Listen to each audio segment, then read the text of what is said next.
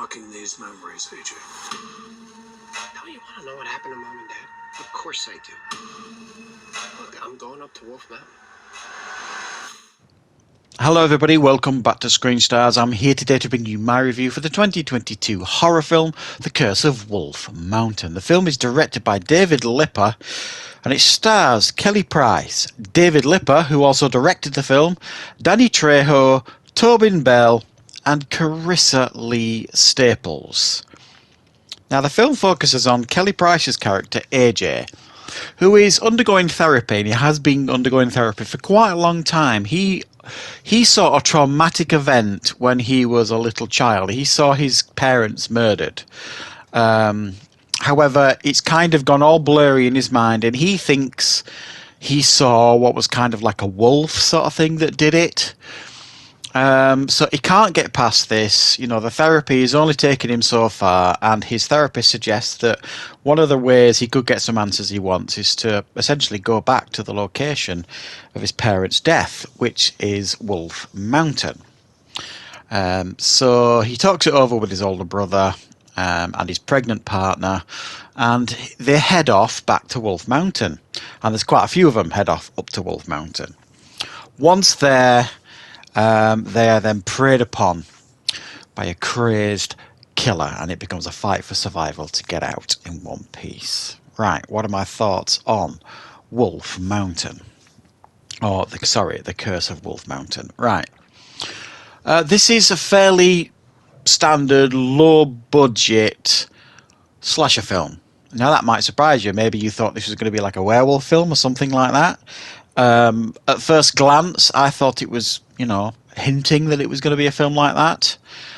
But it's not. It is, unfortunately, or fortunately, depending on what type of fan you are of these type of movies, it is a slasher film.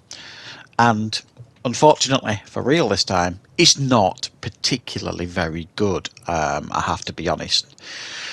For me, horror and subgenres in horror have been done so often now, especially slasher films. You've got to be different to kind of stand out in a crowd, even when you're low budget. And this doesn't do anything original or different at all. Okay, so we've got two recognisable faces in this film. We've got Tobin Bell, obviously you'll recognise from the Saw franchise. He's in the film for a maximum of 5 minutes. He's essentially the therapist for AJ. And you've got Danny Trejo, who's again in it for about 5 minutes, maybe a little bit more. And he plays like some kind of gangster that's stuck out in the woods with these guys that have gone up to Wolf Mountain. Essentially, he's there, to get taken out. As are 95% of the characters here in this film. The only reason they're there is to get taken out by this killer, this masked killer. And the reason why it's called Wolf Mountain is obviously because the location they are at is like Wolf Mountain, and the killer kind of where, and again, I don't know how he even sees, because most of the killings take place in pitch dark, basically. And he's got this silly mask on, like it's almost like a wolf mask, I suppose. How he sees anything, I don't know. I'd be tripping over sticks, logs, banging into trees, but he can manage just fine. Not only can he manage, but he could take everybody out with significant ease, it would seem, including park rangers who are armed. And that's another issue with the film. It's just too dark. Once nighttime descends, you can barely see anything. It's like they haven't even attempted to light anything at all. You can't see it. And sometimes darkness adds to attention, adds to the tension in a horror film. And sometimes darkness just is annoying, frustrating, and hinders the film because you just can't see anything. And far too much of this film is just in plain darkness, and you can barely make anything out. It doesn't make a lick of sense, this film, in a sense of he decides, for example, that he's going to go and visit the site of his parents' death.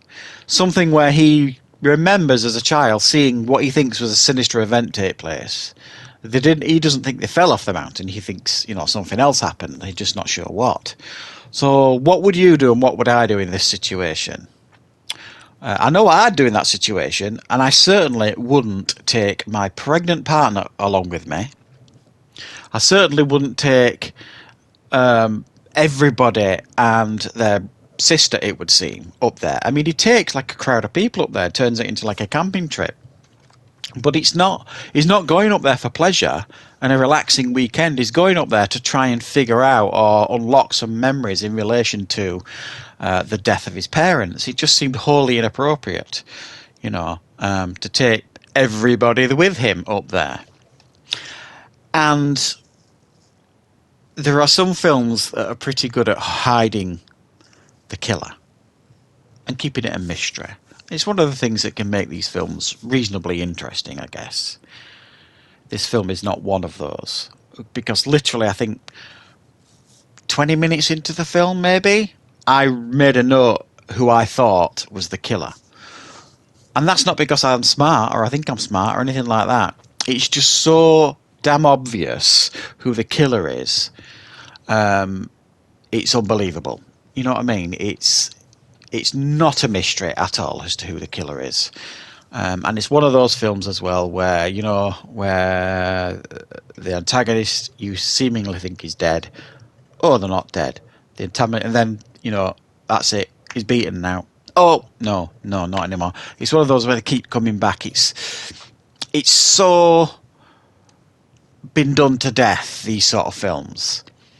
And like I say, you've got to be something different and a little bit original just to try and stand out in this absolute jam-packed subgenre of horror films. And this doesn't do any of it, I don't think. It's not abysmally bad or anything, It's actually at times quite watchable. And I don't think there are what you would describe as really shockingly bad performances.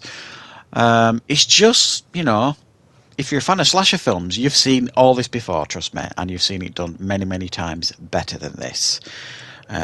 It's got really generic characters. It's got really annoying characters because it makes some attempts in this film at humour that just miss the mark massively. There's a really annoying ranger who you can't wait to get killed. And the rest of the film is just full of faceless, nameless people who are just there for one reason, and that's to get taken out by the killer. Again, it's one of those films as well where the killer is everywhere he needs to be. So for example, in one scene, you see him attack somebody, and then the very next scene, the person runs away, and then the very next scene, the killer turns up behind him and hits him over the back of the head with something. You're just thinking, well, how did he get from over there to over there? And it happens over and over again in this film. It's if it's a film like Scream, and you've got multiple killers, that explains it. And I'm not giving away any spoilers here, really, to say that, that's not the case with this film, because it's just not that clever. So, yeah, it's not a film I can really recommend. Unless you are a die-hard fan of slasher films and you don't mind a smaller budget, then there might be some things here for you to enjoy. But everybody else, I would suggest probably avoiding this one. So, thank you very much for watching. I hope you enjoyed the review.